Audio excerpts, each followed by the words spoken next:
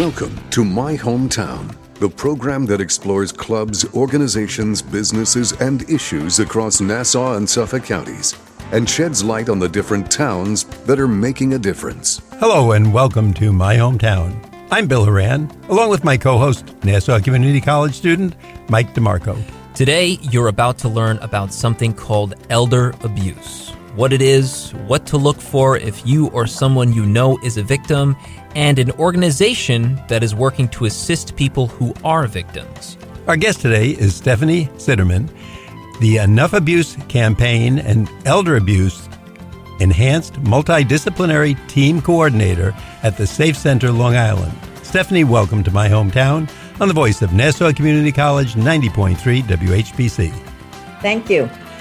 Stephanie, tell us a bit about your background and what made you want to help people who are victims of abuse. All right. I am a pediatrician by trade, no longer in clinical practice, but throughout my career, I always was a very strong advocate for education, not just of my patients, but of their parents and the community regarding physical as well as mental health issues. As a pediatrician, it would be involved children. About 3.5 years ago, I joined the education department at the Safe Center, initially coordinating, which I still do, the Enough Abuse campaign, which is a New York State initiative designed to train every adult here in New York State about child sexual abuse, how to recognize a victim, recognize a potential perpetrator, what to do if you suspect someone's being victimized, but most importantly, what to do to prevent it from occurring within your community. About a little over a year and a half ago, I became the coordinator of the Nassau County Elder Abuse Enhanced Multidisciplinary Team, which is once again, a statewide initiative trying to have such teams in every county here in New York State to address the issue of elder abuse and maltreatment. Do people, I'm just wondering, when we think of abuse, you think of child abuse. That's what comes to mind. Right. I would imagine elder abuse is probably in most of our minds way down on the list just because we don't think or hear of it that much. But obviously the mere fact that you're doing what you're doing, it must be prevalent. When I first took on the position as coordinator, I had almost a similar view of it as you did. I didn't think it was that widespread. But besides coordinating this team, and I'll go into that a little bit later on, I started developing educational trainings for the community and for different agencies throughout Nassau, as well as Suffolk County, that are involved in elder care and abuse. And upon doing the research, the numbers were staggering, how prevalent it is. Also, as I am doing this, I'm much more attuned to what's going on in our immediate area. I watch Channel 12 News, I read Newsday, the local Tribunes, and at least once a month, if not more often, there is an article about an elderly person who has been taken advantage of. So yes, it's a lot more prevalent than I think a lot of people believe. And for the listeners out there who may not be well-versed in elder abuse, could you maybe define to the best of your abilities what would categorize as elder abuse? What would define elder abuse? The definition of elder abuse is here in New York State, an elder is considered 60 years of age and older. In some states like Florida, it's 65.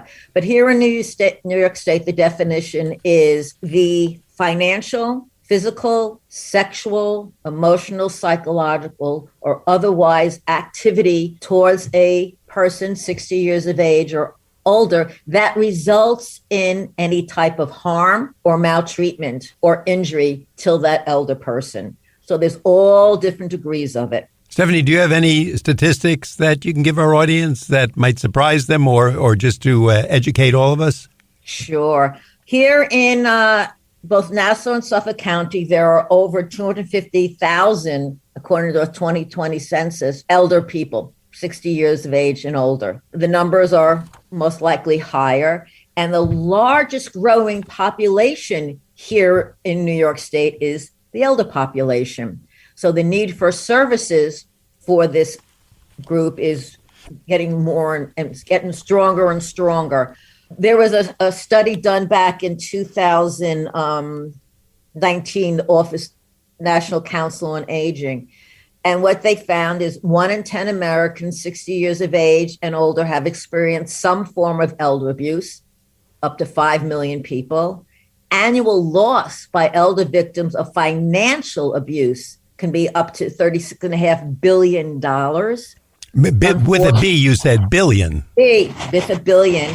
And unfortunately, similar to other types of abuse suffered by different age populations, children, young adults, and adults, majority of the offenders are someone this elder person knows. When it comes to elder abuse, about 60% are family members, children, grandchildren, or other relatives. Unfortunately, only about 4% of examples of elder abuse ever reported to the authorities. That's why I say the numbers are probably a lot higher than what I quoted before. So those are some of the statistics that have come up recently. You definitely surprised me, and I'm sure Mike learned a lot too with those numbers, both the numbers and which categories they fit into. Now, could you also tell us what the Safe Center is all about, what the Safe Center does? We are a nonprofit organization established in 2014 at the combination of the Nassau County Child Abuse and Domestic Violence Agencies. We are located at the old Grumman site in Bethpage, and we provide free, confidential, and comprehensive services for victims of abuse and assault, as well as their non-offending family members, who we oftentimes refer to as secondary victims. Our clients are children, women, men, elderly, LGBTQ community. We do not discriminate based upon race, religion, creed, sexual or gender orientation, or citizenship status. We provide a number of services, including counseling, both for rape and sexual assault victims and victims of domestic violence, legal assistance. We house the Nassau County Child Advocacy Center. We have forensic examiners on board who are trained to interview children. We also house part of the Child Protective Service Agency, as well as the Assistant District Attorney. We provide mental health services for all age groups. We provide safe housing, food, clothing, any transportation needs, anything that victim and, once again, their non-offending family members may require. Stephanie, can you give us kind of a one-day mini view of the Safe Center? And by that, I mean the type of cases, I guess, that are most prevalent, because when we think of the word abuse, we think of physical. But is that the case there? Is it more financial abuse?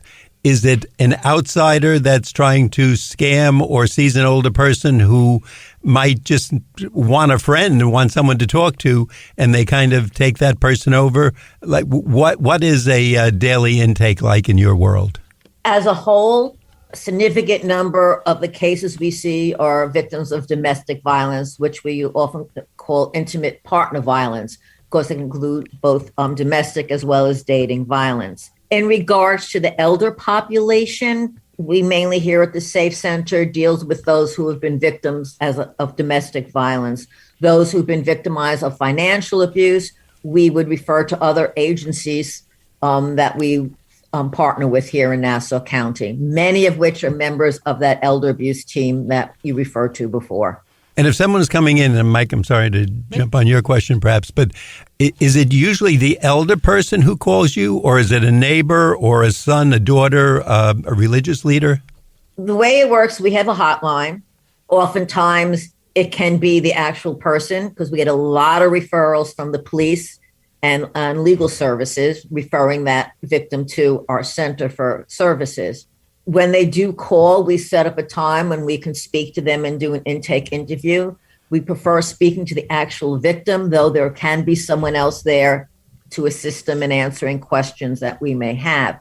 Depending upon what the issue is, we will then assign them to a specific department or unit within our organization. But once again, it's all intertwined. If they come in because they're victimized by domestic violence, then they would be mainly going for counseling. But if they need legal advice, such as getting orders of protection or other things like that, then our legal department gets involved too. So it's not just one specific department. All the departments work together to help or assist the victim. And if I can repeat something I think you said before, all of this is free. Yes. So if somebody's worried about paying a fee or even a minor fee or what might be a major fee for legal work or help, it's all free. Our services are free, yes. That's always obviously important to seniors, et cetera. So. Well, before we continue, I just want to add that you are listening to My Hometown on the Voice of Nassau Community College, 90.3 WHPC. My name is Mike DeMarco, along with Bill Horan, and today you are learning about elder abuse.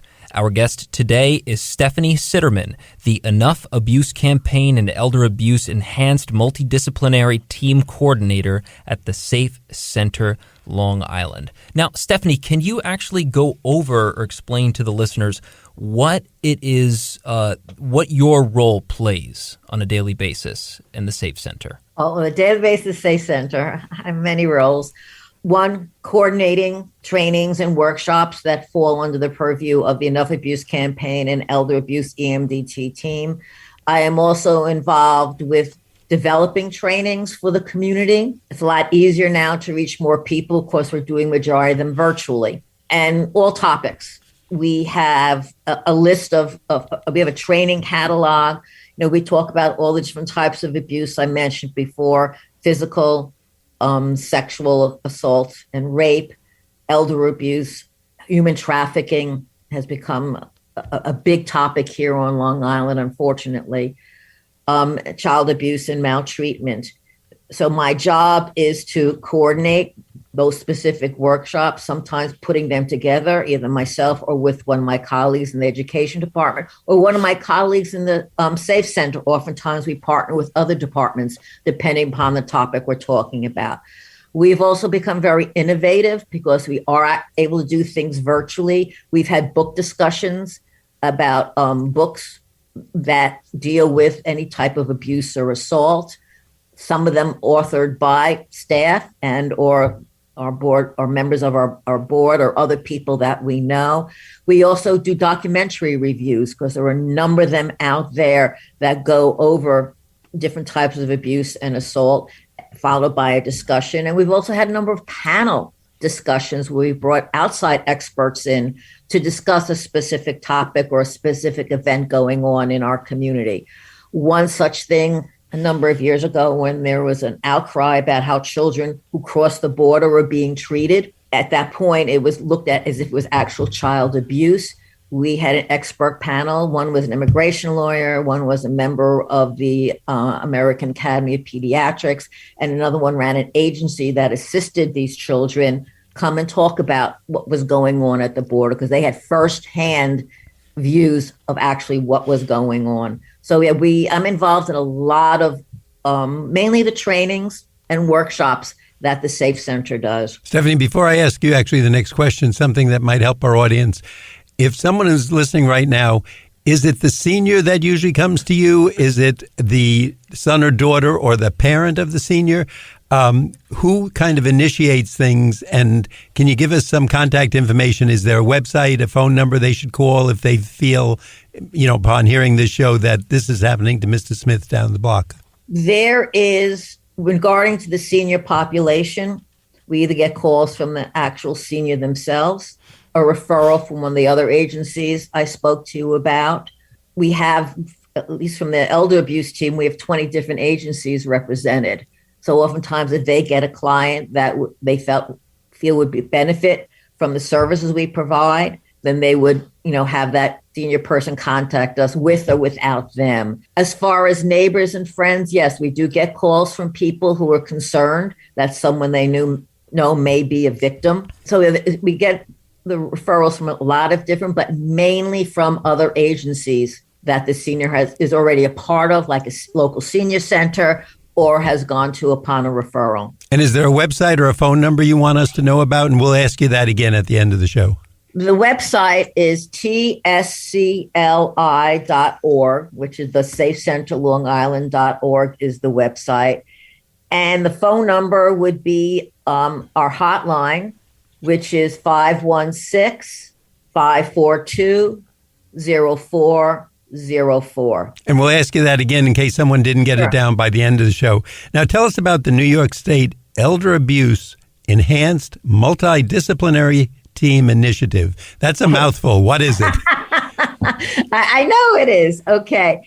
Essentially, what it is it's an initiative, New York State. It is composed of, as I said before, a team of professionals who have expertise in elder abuse and care. Here at the Nassau County, we have a very large group, about 35 members, and they volunteer their time, and their main concern is ensure the safety of our senior population here in Nassau County. We meet on a monthly basis to discuss what we call complex cases of elder abuse. Oftentimes, Adult Protective Services is one of our main referral sources. We'll get a call, be it from the actual victim or someone else in the family, or from a neighbor or someone else who suspects that that elder person may be victimized. Adult Protective Services will do their intake, do an interview, find out exactly what's going on. But what they may find out is that we just don't look at resolving the alleged abuse. We also dig deep in what else does the senior need. Oftentimes we find out when they go to the home, make a visit, there's hoarding, expired food in the refrigerator, in the cupboard. They depend upon a walker or a cane for mobility and are unable to get to a supermarket or get to the doctor. So they may require other services. At that point, it'll be referred to other agencies. We have a number of social service agencies who are members: Hispanic Counseling Center, Catholic Charities, Family and Children's Association, Glen Cove Senior Center, the Safe Center, EAC, just to name a few. And so they would bring these cases to our team, who will assist them in resolving the main issue of abuse, as well as provide that senior all the other services they need in order to stay safe in their community, remain healthy. Outside of resolving the issue of the alleged abuse or maltreatment, we want that elder person to feel safe in their environment, to be stable in their environment, to remain as independent as possible. So we will do everything we can, if they live in an apartment or a home, to provide the services so they can remain in that apartment or their home. And now let's say, because I know, if so to speak, abuse can almost hide in plain sight sometimes. So how would, let's say, a family member or even a neighbor down the street or anyone who's close with anybody who is elderly, how could what could people look for in order to sort of spot that abuse is going on, to sort of notice and reach out for help? Well, there's a lot of signs and symptoms, both behavioral and otherwise. It could be a sudden change in their activity. They're not as social as they used to be. They go to the senior center every Thursday to play mahjong, or to church every Sunday, and all of a sudden they're not showing up. That may be a sign that something's going on. You notice mail collecting outside of their home. You notice someone pulling up once a month, walking into the home and coming out. Oftentimes that could be indicative of a family member going in to get that Social Security check or that disability check, to take it and cash it and use it on their own. Change in appearance, all of a sudden, usually it's a loss of weight, a sudden loss of weight, them looking more frail, looking disheveled in comparison to how they looked before. As a family member or someone who actually sees them, even being a healthcare provider or someone in a senior center or other community organization they go to, all of a sudden you notice them having unusual bruises on their body, dressing inappropriately for the weather, wearing a turtleneck, long sleeves, and a coat when it's actually like 70, 80 degrees outside. They may be covering up something. Coming to a doctor's office and saying, I'm having problems sleeping. I'm not sleeping as well as I used to sleep. Sometimes it's very, very difficult as a healthcare provider to determine whether or not an elder person is being abused or neglected. Bruising can be just from medications they're on. A lot of elder people are on blood thinners because of underlying heart or cardiovascular diseases, and they maybe bump into something, or someone touches them, they turn black and blue. So it's not necessarily that someone is abusing them, but it's just a result of their medication. Oftentimes, elder people, when they come in with complaints like change in appetite or change in sleeping habits, may be written off as, oh, that's because you're getting older. You don't need as much sleep as you did before. But when we talk to various groups, we talk to healthcare providers, we talk to people in academia, we talk to community, we talk to various agencies that deal with elder people. We let them know that dig deeper and ask those questions. Be upfront. You're having problems sleeping. Well, what's different in your life? When did it start? What happened then? Just don't say, oh, here, take some melatonin. Really, and ask the questions. Don't beat around the bush. Ask the direct questions. Is there someone in your life who's making you feel uncomfortable? Did someone say something to you that you felt was hurtful? So those are the types of things, both behavioral as well as physical wise, that may be signs. And also financial, when you mentioned financial before, Bill, very large area of elder abuse, especially now with COVID, and a lot of elder people are more isolated than they are before, and depending upon their digital devices to communicate and social media platforms. We talk to financial institutions. All of a sudden, if you start noticing checks being written out to various people that you don't recognize, their names, or you don't recognize the signature on the check, or all of a sudden they're coming in with someone you don't recognize and cashing in a CD before it's due. These are little subtle signs that those people who provide services for elder people, be it social, financial, medical, or otherwise, can look into. Well, it goes back to the common saying, if you see something, say something. Exactly. But, exactly. Before we continue, once again, I just want to add that you are listening to My Hometown on the voice of Nassau Community College, 90.3 WHPC. My name is Mike DeMarco, along with Bill Horan, and today you are learning about elder abuse. Our guest today is Stephanie Citerman, the Enough Abuse Campaign and Elder Abuse Enhanced Multidisciplinary Team Coordinator at the Safe Center, Long Island. Stephanie, for our audience, we're here at the campus of Nassau Community College. A lot of wonderful college students want to reach out and help people in different ways, and it's great to get into the work world by doing that. Is there any opportunities for volunteers or for people who might want to help the elderly in this respect? Yes, the Safe Center has an internship program and a volunteer program. Once again, if you go on our website or call that hotline number, they'll be able to direct you to the appropriate person. As far as in the elder population, I can give you, if you want, at the end, we have a directory of agencies that are part of our team, and you can contact any of the agencies and ask them, is there any assistance that they may need on a voluntary basis. I think that's terrific, and certainly a great way for either a high school or college student to build a resume, to go out and do some good for other people, and it's a win-win for both sides. And now, in terms of criminal penalties for abusers, how serious can this be for those who are abusing the elderly? When it comes to elder abuse, one of the difficulties our team has, we may know what the right thing to do is when we find out, yes, that actual abuse is going on. But if that elder person has the capacity or the ability to make decisions for themselves, we have to go along with what they say. Oftentimes, when the alleged abuser or perpetrator is a family member, they don't want to report to law enforcement. They don't want to get that person in trouble. So that kind of hampers us in what we can do. We can make suggestions to them of what we would recommend, but if that elder person doesn't want us to pursue those legal processes, we can't, unless it is life-threatening, at which point then, we do what we have to do.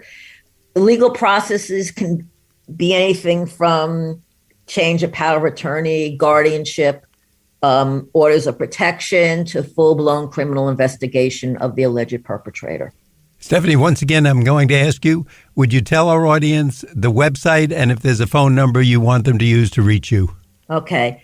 As far as the Safe Center, it's the 516-542-0404. Our website is tscclh.org. the safecenterlongisland.org. To reach me directly, if you have any questions about some of the things we're talking about today, my office number is 516-465-9287. And I'm sure if anyone out there is looking to help out an organization, either financially or by volunteering some time or effort, Stephanie would be glad to talk to you, and we probably have a good match right there. Stephanie would like our audience to know that today we've been talking to you, Stephanie Citerman, the Enough Abuse Campaign and Elder Abuse Enhanced Multidisciplinary Team Coordinator at the Safe Center of Long Island. We appreciate you taking time and want to thank you for being with us today. Thank you. I'm Bill Horan. I'm here with Mike DeMarco. We thank you for listening to this week's special edition of My Hometown. We'd like to get your feedback on My Hometown. Send your comments to WHPC@ncc.edu.